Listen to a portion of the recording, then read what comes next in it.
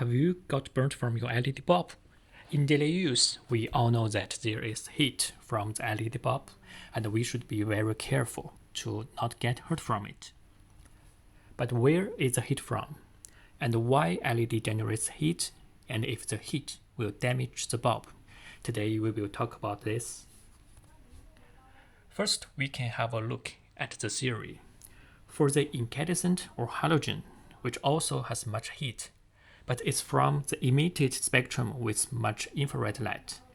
In fact, there is very few spectrum in the visible range from the incandescent. Most of the light presents as heat. While LED is called as a cold light source, which means there is no heat emitted from its spectrum. Generally, the LED spectrum stops at very short wavelengths like 800 nanometer. Then the heat of LED is from the energy conversion. When the electricity is converting to light, it's not 100% efficiency. The rest of the electricity is almost generated as heat except the light. So with such theory, the heat comes from two parts, LED and the driver. Now let's see something interesting. Here we are going to test three different LED bulbs.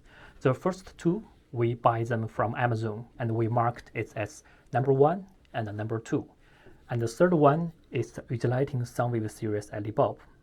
We plan to connect them for 30 minutes until it gets the heat balance, and we will see what's going on. Let's do it.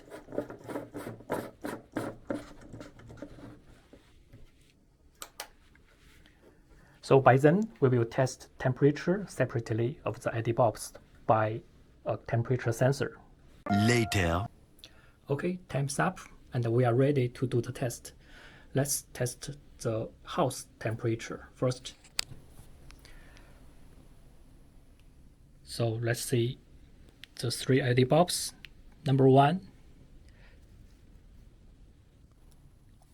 it's like 60 centigrade, not bad, right? And then the second one, about 82 centigrade, much higher than the first one. And the third one, almost 80 centigrade. Don't hurry to conclude. Let's test the LED inside, which is more important. So the first one,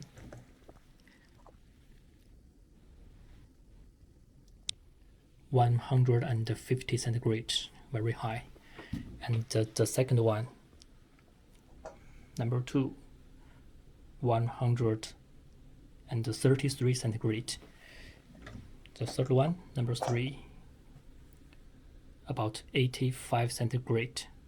So why we have such result? Let's find out the secret inside the LED bulbs. First, we wait like 10 minutes until the bulbs get cold, and we open the number 1.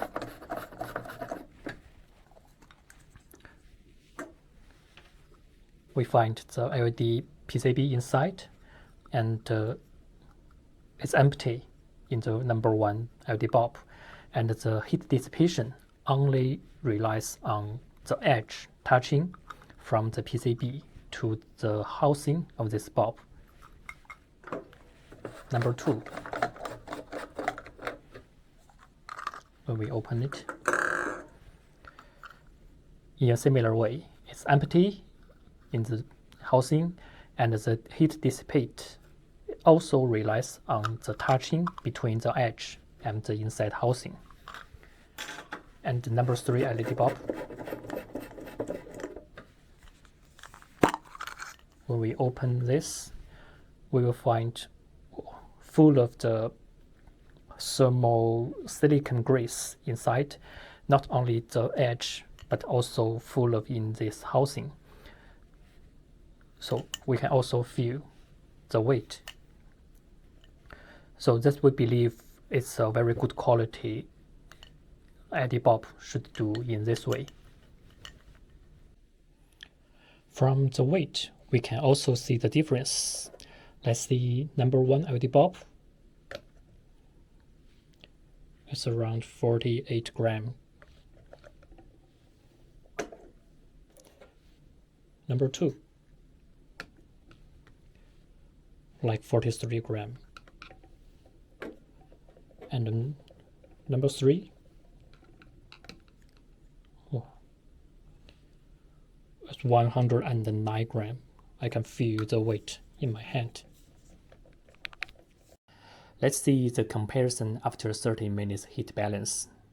The number 1 bulb has a low housing temperature, but the LED is extremely high at 150 centigrade, which is already very dangerous because the junction temperature of the LED can be 180 centigrade now.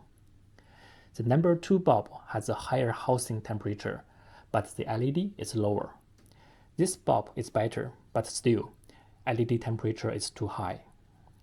The number 3 bulb apparently achieves a good balance that even if the housing temperature is 79 centigrade, the LED is controlled as 85, which means the LED heat is already efficiently transmitted to the housing. From the weight, it's also clear to find out that with more heat conduction material, number 3 is much heavier. And when we open each bulb, we can see the different heat dissipation styles. Number 1 and number 2 only rely on the edge touching from the PCB to the in wall, and there is nothing inside. For number 3, the in wall is much thicker, and the touching area from the PCB is quite wide. In addition, there is sufficient thermosilicon grease filling inside the housing. Then now, we can propose some tips for evaluating the heat of an LED bulb. First, don't rely on the outside housing to judge. High temperature doesn't mean bad heat dissipation, and low temperature doesn't mean good heat dissipation. Second, if you have the condition to measure temperature, measuring the LED temperature is more direct. And here, we can provide some reference. When the housing temperature is around 70 centigrade, the LED temperature is ideally to be controlled below 90 centigrade. But if you have nothing in your hand to measure temperatures, weighting the bulb can also be a way. The weight is not just about the thermosilicon grease. The quality of the aluminum can be felt as well. Here we propose some references for the ideal relationship between the power and the weight of a bulb. If your bulb is between 2 watt and 4 watt, the weight is ideally more than 30 grams.